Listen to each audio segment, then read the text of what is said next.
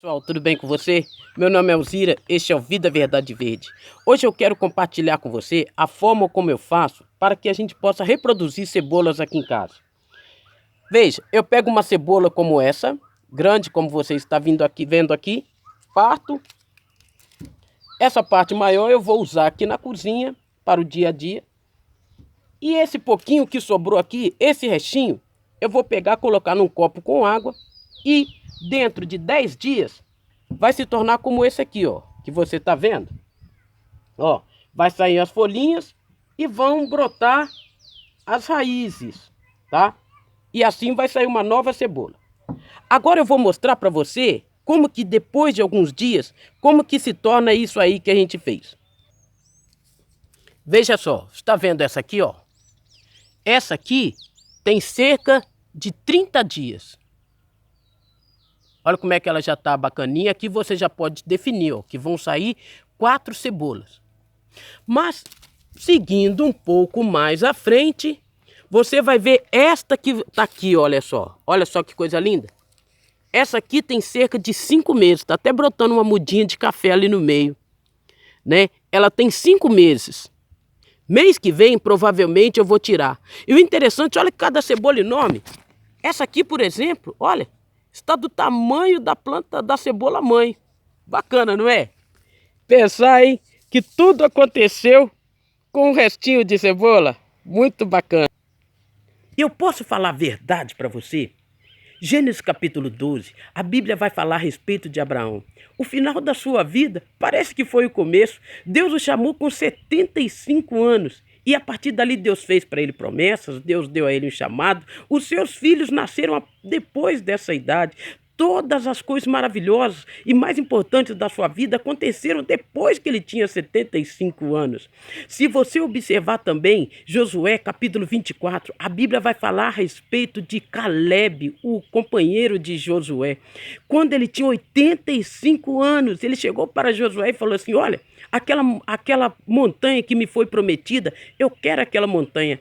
Eu sei que ela está cheia de gigantes, mas eu vou expulsá-los de lá. E assim ele fez, expulsou os gigantes com 85 anos. E ali ele estabeleceu a sua casa e a sua família. Lá em 1 Reis, capítulo 17, a Bíblia vai falar de uma mulher em tempo de seca, viúva. Ela tinha só um pouquinho de farinha e um pinguinho de azeite, que ela ia comer e ela ia fazer um pão para si, o seu filho, e depois morrer. Mas diante da palavra do profeta Elias, ela fez aquele pão para o profeta e o Senhor multiplicou aquele pouquinho e dali comeu ela, seu filho e toda a sua família. Sobreviveram na época de seca. Mais para frente você vai ver no Novo Testamento, quando Jesus estava pendurado na cruz, um homem ficou ali do seu lado.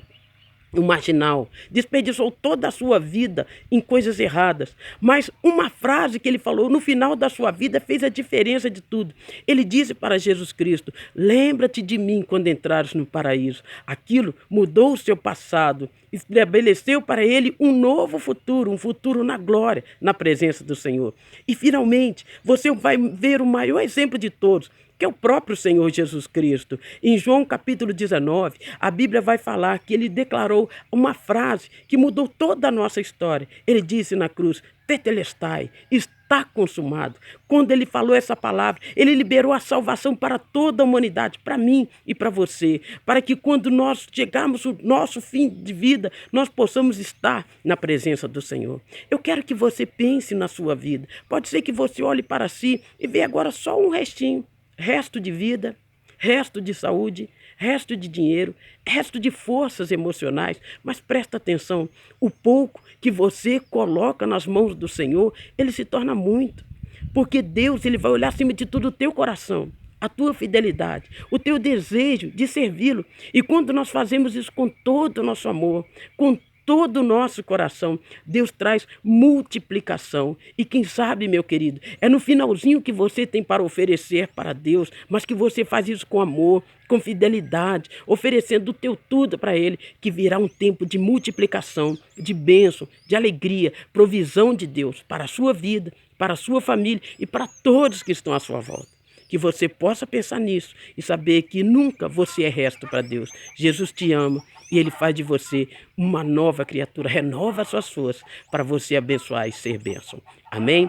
Eu quero estar agora orando por você. Pai, em nome de Jesus, eu coloco agora cada pessoa que está nos ouvindo, recebendo essa palavra.